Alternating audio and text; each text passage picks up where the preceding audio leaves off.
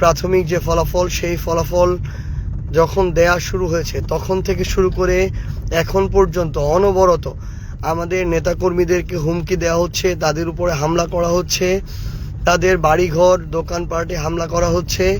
এমন অনেকে আছেন যারা তাদের ভয়ে এখন বাড়িতে থাকতে পারছেন না, এবং আমাদের অনেক নেতাকর্মীরা এখন আমাদেরকে বারবার ফোন দিচ্ছেন যে রাতের অন্ধকারে যেন তাদেরকে কেউ শনাক্ত যখন করতে পারবে না তখন তারা তাদের জায়গা থেকে হামলাগুলো বেশি করে চালাচ্ছেন। একটু আগে আমার ইউনিয়নের আরেক প্রান্তে 2 নম্বর ওয়ার্ড গুঞ্জরমারি বাজার সংলগ্ন, সেখানে আমার ওয়ার্ড সেক্রেটারির বাড়ি, সেই জায়গায় ওয়ার্ড সেক্রেটারির বাড়ি ঘরে বিএনপির ছেলেপেলে গিয়ে সন্ত্রাসী কায়দায় মিছিল নিয়ে গিয়ে সেখানে হামলা চালিয়েছে, তাদের উপর আক্রমণ করেছে। আমরা এখানে আমাদের ক্ষমতার জন্য রাজনীতি করতে আসি নাই।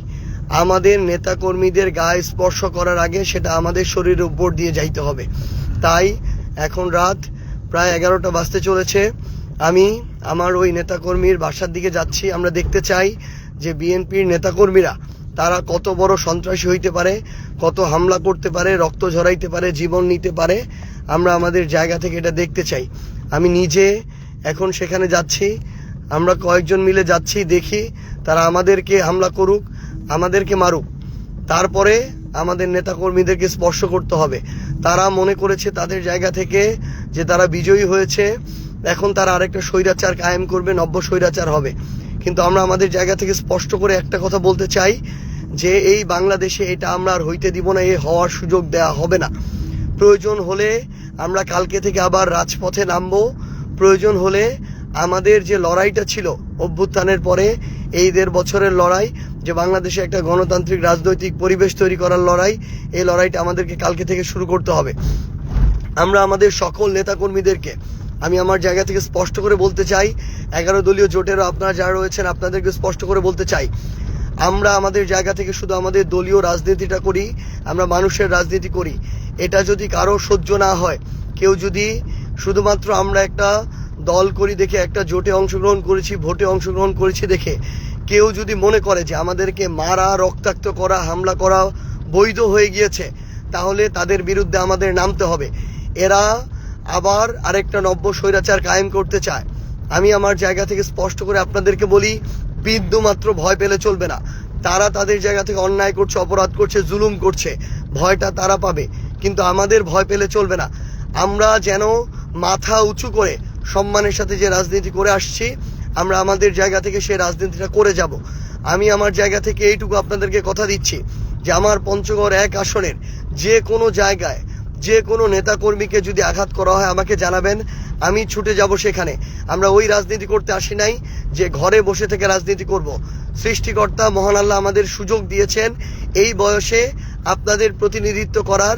আপনারা 1,68,000 মানুষ সেই আস্থাটুকু রেখেছেন। আমরা রক্ত দিব, জীবন দিব, কিন্তু আপনার যে আস্থার যে আমানত, সেই আমানত আমরা রক্ষা করব ইনশাআল্লাহ। আমি আমার জায়গা থেকে এখন গুঞ্জরমারি বাজারের দিকে আসছি। সেখানে নাকি 2-3 জন নব্য স্বৈরাচার তৈরি হয়েছে, যারা মনে করছে যে তারা জিতেছে দেখে সেখানে তারা আরেকটা ত্রাসের রাজত্ব কায়েম করবে, দাসের রাজত্ব কায়েম করবে। তাদের কথা মতো মানুষকে উঠতে হবে, চলতে হবে, বসতে হবে, এবং তারা তাদের জায়গা থেকে মনে করছে যে কেউ আর অন্য দলের রাজনীতি করতে পারবে না। যারা শাপলাকলির ভোট করেছিল, যারা সার্জিস আলমের সাথে রাজনীতি করেছিল, তাদের আর বেঁচে থাকার অধিকার নাই। যারা এটা মনে করে তাদের বিরুদ্ধে আমাদের আরেকটা লড়াইয়ে নামতে হবে। এই লড়াইটা হচ্ছে আগামীতে নব্য কোনো স্বৈরাচার তৈরি না হতে দেওয়ার যে লড়াই, সেই লড়াই। আমি আপনাদেরকে আহ্বান করব, পুরো পঞ্চগড় 1 আসন সহ পুরো বাংলাদেশে আপনারা যারা আজকে আপনাদের উপরে হামলা হচ্ছে, জুলুম হচ্ছে, নির্যাতন হচ্ছে, আপনারা রাজপথে নেমে আসুন। মনে রাখবেন, আমরা যদি একবার ছাড় দেই, তারা মাথায় উঠে যাবে, তারা গলা চেপে ধরবে, তারা আপনার ঘর পর্যন্ত চলে আসবে, পরিবারের মানুষ পর্যন্ত চলে আসবে। তারা আপনার জান নিতেও বিন্দুমাত্র দ্বিধা করবে না। তারা বিগত 1.5 বছরে নিজেদের ভাইদের, রাজনৈতিক দলের সহকর্মীদের পর্যন্ত 150 থেকে 200 জনের জান নিয়েছে। আমার আপনার জান তাদের কাছে বিন্দুমাত্র মূল্য থাকে না। সেই জায়গায় আপনারা প্রতিবাদ জানান, ঘরে বসে থাকবেন না, বিন্দুমাত্র আপনাদের জায়গা থেকে ভয় পাবেন না। মনে রাখবেন, অপরাধ তারা করছে, তারা জুলুমকারী, তারা ভয় পাবে। আমরা তো কোনো অপরাধ করি না, আমরা আমাদের রাজনৈতিক দল করি, আমরা আমাদের জায়গা থেকে আমরা আমাদের নির্বাচনটা করেছি, তারা ভোটে ইঞ্জিনিয়ারিং করেছে, ভোট চুরি করেছে প্রশাসনের সহযোগিতায়, এই ভয় তো তাদের থাকবে, তাদের কলিজাটা ছোট থাকবে। আমরা মানুষের ভালোবাসায় বিনা টাকায় এই নির্বাচন করে এত ভোট অর্জন করেছি। তারা তো কোটি কোটি টাকা করে লুটপাট করেছে এতদিন ধরে, সেই টাকা খরচ করেছে। এখন আবার আমরা যদি ছেড়ে দেই, তারা একটা লুটপাটের ভয়ের রাজত্ব কায়েম করবে, যেটা আমরা করতে দিব না। আমরা একসাথে মিলে সবাইকে নামতে হবে। যদি না নামেন, কয়েকদিন পরে আবার কথা বলতে পারবেন না মুখ ফুটে।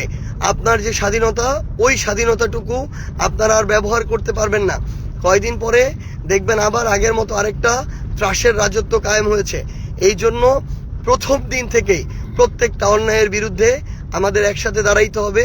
মনে রাখবেন, আমাদের এই রাজনীতিতে, এই পঞ্চগড় নয়, পুরো বাংলাদেশে আমাদের নেতাকর্মীদেরকে আমরা ছেড়ে যাব না ইনশাআল্লাহ। আমাদের রক্তের উপর দিয়ে, জীবনের উপর দিয়ে তাদেরকে স্পর্শ করতে হবে।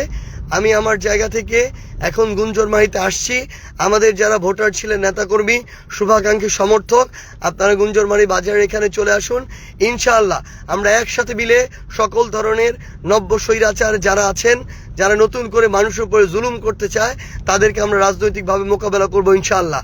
আর প্রশাসনকে স্পষ্ট করে একটা কথা বলি, প্রশাসন যদি ক্ষমতার দালালি করার জন্য প্রশাসন হন, যদি বসে বসে নাটক দেখার জন্য প্রশাসন হন, যদি তোষামত করে বড় পদ পদবি পাওয়ার জন্য, ওই লবিং করার জন্য আপনারা সকল অন্যায় মুখ বুজে সহ্য করেন, তাহলে আপনাদের মতো মেরুদণ্ডহীন, ব্যক্তিত্বহীন মানুষদের এই প্রশাসন ছেড়ে দেওয়া উচিত। আমি আপনাদেরকে আহ্বান করব, আপনারা আপনাদের ওই শপথের মূল্য দিন। আপনারা এই দেশের সাথে আপনাদের যে কমিটমেন্ট, সেই কমিটমেন্টের মূল্য দিন। দয়া করে আপনার পেশার যে পেশাদারিত্ব, যে ইমানি দায়িত্ব, সেটার আপনারা মূল্য দিন। আপনারা পুরো দেশে যেই জুলুমগুলো হচ্ছে, সেই জুলুম বন্ধে আপনাদের যে অ্যাকশন, সেই অ্যাকশনগুলো নিন। এবং তারেক রহমানকে আমার জায়গা থেকে আমি স্পষ্ট করে একটা কথা বলতে চাই, যে আপনি দেশে এসেছেন, আপনি আপনার জায়গা থেকে এই নেতাকর্মীদেরকে, যারা আজকে থেকে 1.5 বছর আগেই জুলুমের শিকার ছিল, যারা নির্যাতিত ছিল, অনেকে নিপীড়িত ছিল, তারা যে আজকে নতুন করে জালেম হয়ে উঠছে, তাদেরকে যদি আপনি আটকাইতে না পারেন, নিয়ন্ত্রণ না করতে পারেন, তাহলে আওয়ামী লীগের চেয়েও খারাপ পরিস্থিতি হবে আপনাদের। এই জন্য আহ্বান করব যে কঠোর নির্দেশনা দেন। পুরা স্থানীয় পর্যায়ে আপনাদের নেতারা যে ভয়ের রাজ্য কায়েম করছে, আপনাদের নেতাকর্মীরা যে একটা বুনো উল্লাস করছে, মানুষের বাড়িতে হামলা করে, মানুষের উপরে হামলা করে, রক্ত ঝরিয়ে, এই বুনো উল্লাস আপনার থামাইতে হবে। আজকে আমার যুবশক্তির একজন কমিটির সদস্যকে তারা 15-20 জন মিলে পিটিয়ে মেরেছে। মারার পরে তাকে আবার পুলিশে ধরিয়ে দিয়েছে, আবার মিথ্যা মামলার নাটক সাজাচ্ছে যে মাদকের মামলা দিবে, আক্রমণের মামলা দিবে, আবার নাটক করে একজন গিয়ে হসপিটালে ভর্তি হয়ে থাকে। এই ধরনের নাটক করে যদি আপনারা মনে করেন যে বাংলাদেশে আরেকটা ভয়ের রাজ্য কায়েম করবেন, আমি শুধু আপনাদেরকে সতর্ক করে দিচ্ছি, এখানে অভ্যুত্থানের প্রজন্ম, অভ্যুত্থানে অংশ নেওয়া সবাই এখনো বেঁচে আছে। এই মানুষগুলো 16 বছর এর আগে সহ্য করেছিল, এবার কিন্তু 6 মাসও সহ্য করবে না।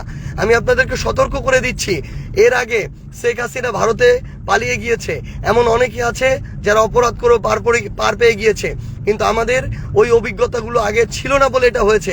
এখন সেই অভিজ্ঞতা আছে, কেউ পার পাবে না, কেউ পালানোর সুযোগ পাবে না। একদম স্পষ্ট করে বলে দিচ্ছি, আপনারা সবাইকে সতর্ক করে দেন।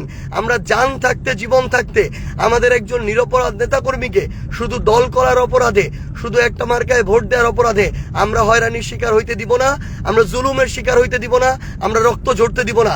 এটা আমাদের ওয়াদা, এটা আমাদের কমিটমেন্ট। আমাদের নেতাকর্মীরা বাঁচলে আমরা আবার রাজপথে দেখা হবে। আপনারা সবাই প্রস্তুত থাকুন, নির্দেশনার অপেক্ষায় থাকুন। আমি এখন গুঞ্জরমারিতে আসছি, পরবর্তী যে স্পটে হবে, দিন নাই রাত নাই, 24 ঘন্টা আপনারা শুধু জানাবেন, আপনাদের সাথে দেখা হবে ইনশাআল্লাহ। আপনাদেরকে ছেড়ে যাব না। আপনারা যেহেতু ভোট দিয়ে ওই আমানত আমাদেরকে দিয়েছেন, আমরা জীবন দিয়ে সেই আমানত রক্ষা করব ইনশাআল্লাহ।